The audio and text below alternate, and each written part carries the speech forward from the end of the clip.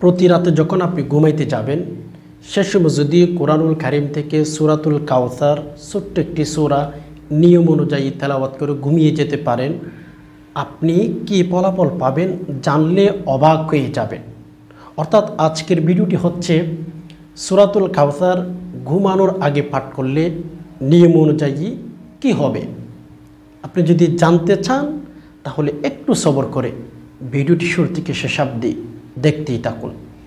দেখুন, কোরআনুল কারীমের মধ্যে আল্লাহ পাক রব্বুল আলামিন আমাদের জন্য সব কিছু কিন্তু দিয়ে ফেলেছেন। আমাদের ছোট্ট লাইফ বলতে গেলে 63 বছর, 60 বছর, 70 বছরের হায়াত অনেক লম্বা একটা হায়াত। অনেকভাবে যদি চিন্তা করেন আমাদের হায়াতটা অনেক ছোট এক পর্যায়ে চিন্তা করলে। কেননা অন্যান্য উম্মতদেরকে আল্লাহ পাক রব্বুল আলামিন 60 বছর 70 বছর হায়াত দেন নাই, আমাদেরকে দিয়েছেন। অন্যান্য উম্মতদেরকে আল্লাহ সুবহানাহু ওয়া তাআলা 1000 বছর, 2000 বছর, 3000 বছর তাদেরকে হায়াত দিয়েছিলেন। একটু ভাবুন, একটু চিন্তা করুন, আল্লাহ সুবহানাহু ওয়া তাআলা তাদেরকে এত লম্বা একটা হায়াত দিয়েছিলেন। তাদের সামনে যদি আপনি আমাদের হায়াতটা একটু চিন্তা করেন বা ঢুকান, তাহলে হচ্ছে আমাদের হায়াতটা একেবারে ছোট্ট। যেমন ছোট্ট একটা ঘটনা মাথায় এসে গেছে, আপনাদেরকে একটু শেয়ার করি। মূসা আলাইহিস সালাতু ওয়াস সালামের জামানায় এক বৃদ্ধা মহিলা রাস্তার পাশে বসে বসে কান্না করতেছে। আমাদের হায়াতটা ছোট্ট, আমাদের ছোট্ট হায়াতের ভেতরে যা যা প্রয়োজন হবে আল্লাহ সুবহানাহু ওয়া তাআলা কোরআনুল কারীমের ভেতরে দিয়ে দিয়েছেন। তো আমাদের হায়াত ছোট্ট কেমনে, একটা ঘটনা বলে ছোট্ট করে বুঝে যাবেন। দেখেন, কোরআনুল কারীম আমাদেরকে আল্লাহ পাক রব্বুল আলামিন দিয়েছেন। এক পর্যায়ে আমাদের হায়াতটা বড় কিন্তু ছোট্ট কিতাব। এক পর্যায়ে আপনি হিসাব করলে যত কিছু প্রয়োজন হবে আল্লাহ পাক রব্বুল আলামিন কোরআনুল কারীমের ভেতর আমাদের জন্য দিয়ে ফেলেছেন। এক কথায় এক লিস্ট বলতে গেলে। তো যাই হোক, আমি যেটা আপনাদেরকে বলছি সেটি হচ্ছে মূসা আলাইহিস সালাতু ওয়াস সালামের জামানায় এক বৃদ্ধা মহিলা রাস্তার পাশে বসে বসে কান্নাকাটি করতেছেন, চিল্লাচিল্লি করতেছেন। মূসা আলাইহিস সালাতু ওয়াস সালাম রাস্তার পাশ দিয়ে হেঁটে আসতেছিলেন। মূসা আলাইহিস সালাতু ওয়াস সালাম দেখতেন রাস্তার পাশে বসে বসে এক বৃদ্ধা মহিলা কান্নাকাটি করতেছেন। মূসা জিজ্ঞেস করলেন, কিরে মাগো, আপনি কান্নাকাটি করতেছেন কেন? কি হয়েছে? আপনার কি কোনো ক্ষতি হয়ে গেছে নাকি? তখন সাথে সাথে ওই বৃদ্ধা মহিলা মূসা আলাইহিস সালাতু ওয়াস সালামকে বললেন, হে মূসা, আমার একটা ছোট্ট সন্তান মারা গেছে। আমি নিজেকে বুঝাইতে পারতেছি না, আমি মা হিসাবে আমার ভেতরে অনেক অনেক কষ্ট জমে গেছে, এজন্য আমি কান্নাকাটি করতেছি। মূসা আলাইহিস সালাতু ওয়াস সালাম ওই বৃদ্ধা মহিলার কাছে আসলেন।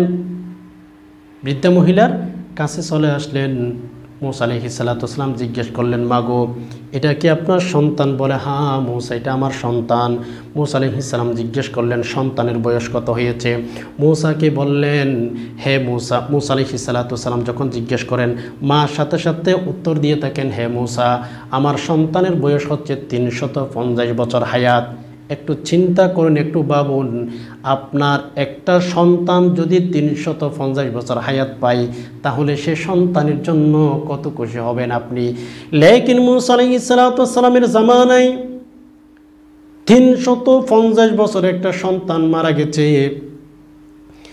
এরপরেও চিন্তা করতেছে, এরপরেও ভাবতেছে যে হ্যাঁ, আমি এত এত কষ্টের মধ্যে কেন পড়ে গেলাম? আমার ছোট্ট একজন বাবু মারা গেছে, ছোট্ট একজন সন্তান মারা গেছে। একটু ভাবুন, একটু চিন্তা করুন। মূসা আলাইহিস সালাতু ওয়াস সালামের জামানায় 350 বছরের মানুষ মারা গেলে তাকে শিশু মনে করতেন। আর আমাদের হায়াতের জিন্দেগিতে অল্প হায়াত, 60 বছর 70 বছরের হায়াতের মধ্যে মারা গেলে তাকে আমরা বৃদ্ধ বলি। বৃদ্ধা মানুষ মারা গেছে, বৃদ্ধা মহিলা মারা গেছে, এটি আমরা বলে থাকি।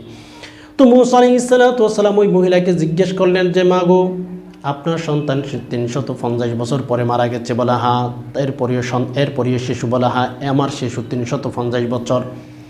মেরে দোস্ত, আপনি কি জানেন মূসা আলাইহিস সালাতু ওয়াস সালাম বৃদ্ধা মহিলাকে বোঝাবার জন্য, সান্ত্বনা দেওয়ার জন্য বলছিলেন, মাগো আপনি কি জানেন আখিরি জামানার মধ্যে এমন এক জামানা আসবে, এমন একজন পয়গম্বর আসবে, যেই পয়গম্বরের উম্মতরা, যেই পয়গম্বরের উম্মতগণ হায়াত পাবে, দুনিয়ার মধ্যে জীবিত থাকবে শুধুমাত্র কেবলমাত্র আপনার হচ্ছে 60 বছর, 60 ওয়া 70 সানা।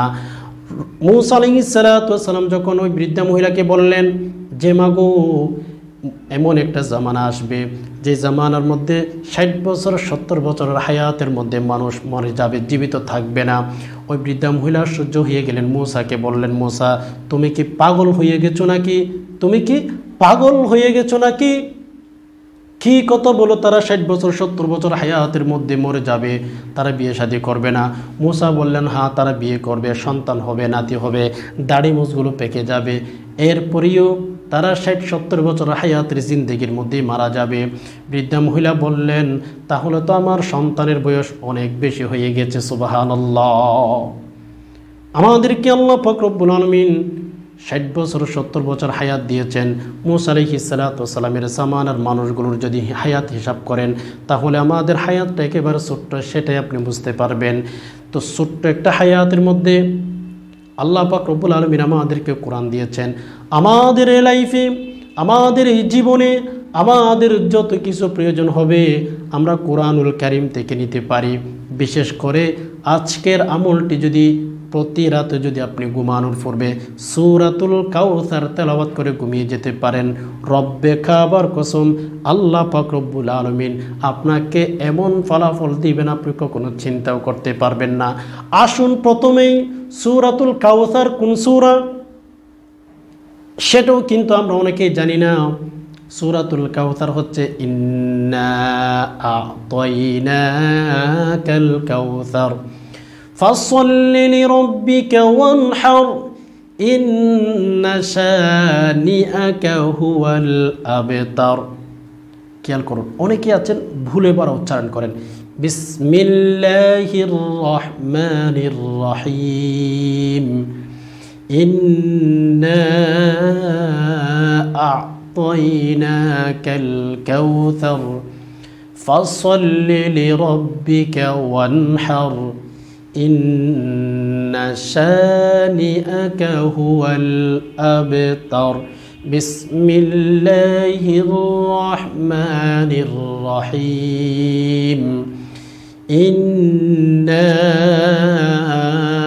আ'তাইনাকাল কাউসার ফাসল্লি লিরাব্বিকা ওয়ানহার ইন্না শানিআকা হুয়াল আবতার।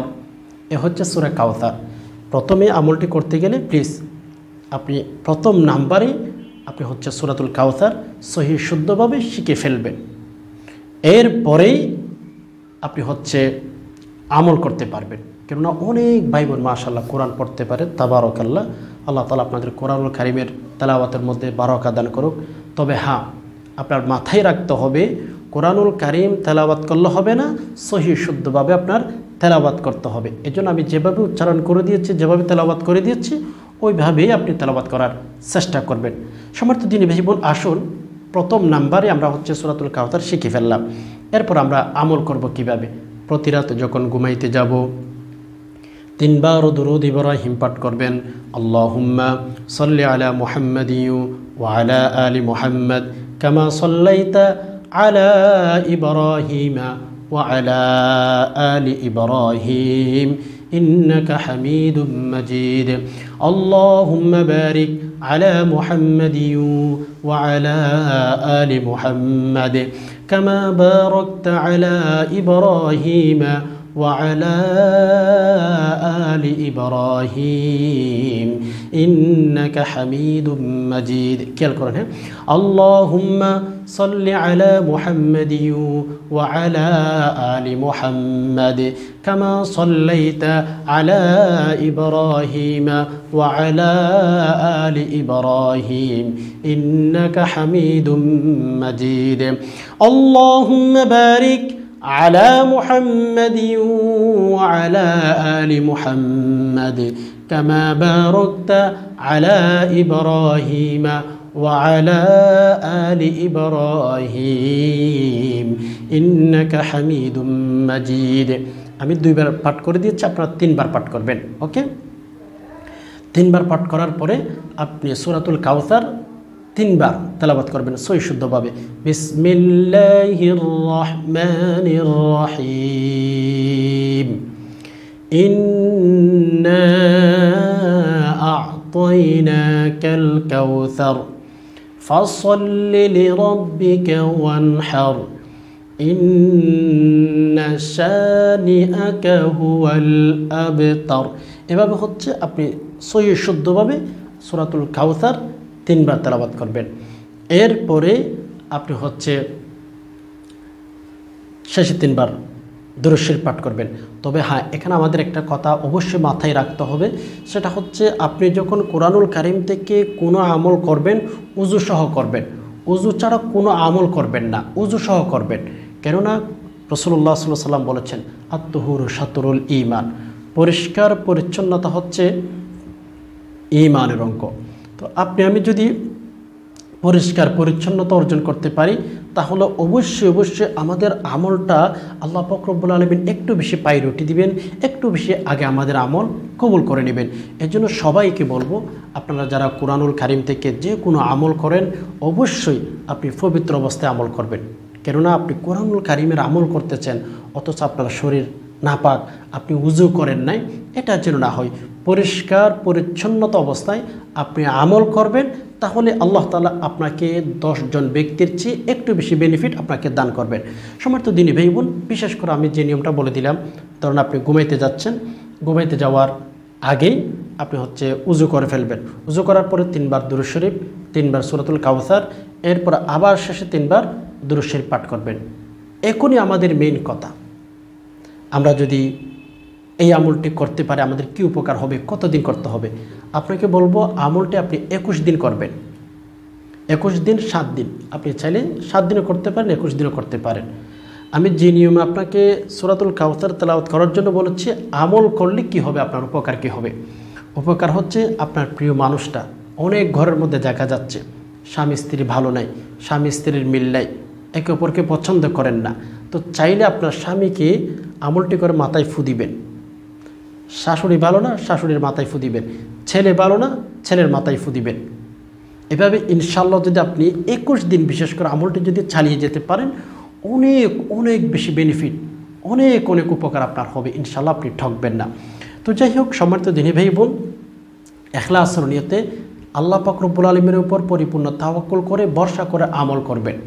আল্লাহ চাইলে সব কিছু পারেন। এর জন্য কোরআনুল কারীমের মধ্যে আল্লাহ তাআলা বলেছেন তুলিজুল লাইলা ফিন নাহারি ওয়া তুলিজুন নাহারা ফিল লাইল। বান্দা, তোমরা কি দেখো না আমি রাতকে দিন করি, দিনকে রাত করি, দিন চলে যায় রাত আসে, রাত চলে যায় দিন আসে। এগুলো কে করে? কোনো মেশিন ছাড়া আল্লাহ তাআলা তো করে থাকেন। তো এর জন্য আমরা আল্লাহ পাক রব্বুল আলামিনের উপর ভরসা রেখে যদি কোনো আমল করতে পারি, ইনশাআল্লাহ আমরা ঠকবো না। আশা করি বিষয়টি বুঝতে পেরেছেন। আল্লাহ তাআলার কাছে দোয়া করে যে আল্লাহ যারা ইসলামিক ভিডিওটি দেখেছেন, ধর্মের কথাগুলো শুনেছেন, ইসলামের কথাগুলো শুনেছেন, আল্লাহ আপনি সবাইকে ঘরের মধ্যে শান্তি দান করুন, অভাব অনটন দূর করে দিন। আল্লাহ রোগ মুক্ত একটা জীবন দান করুক, আমিন। ওয়া মা আলাইনা ইল্লাল বালাগ। আসসালামু আলাইকুম ওয়া রাহমাতুল্লাহি ওয়া বারাকাতুহু।